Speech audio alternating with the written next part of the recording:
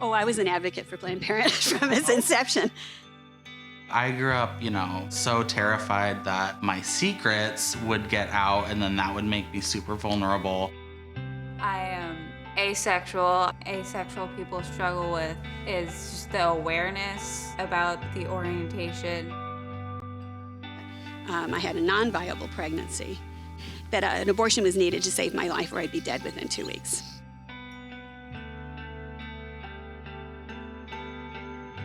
All the doctors agreed, but they had a policy that said I could have one as long as my life was on the line, but I had to go through getting signatures and getting opinions.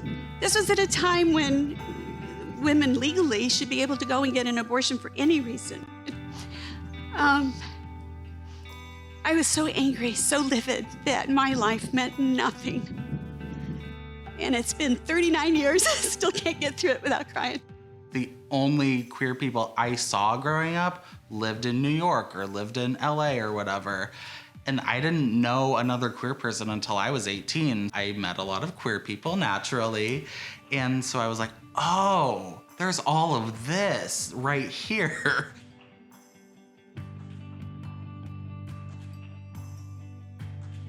When I worked at an LGBTQ advocacy organization, we referred a lot of trans people to Planned Parenthood because that was the only place that they could get any kind of health care that was even close to affordable. It really is, one of the most critical healthcare providers because the people who are marginalized by the healthcare system have that place to go to. Sex ed that we had was abstinence-based, heteronormative.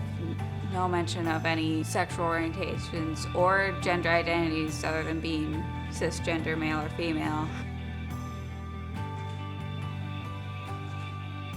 When it comes to sex ed, I think they could be more accepting so that people have the language and the words to describe how they feel and they feel seen. Putting that in sex education is one way we could be more progressive and more inclusive.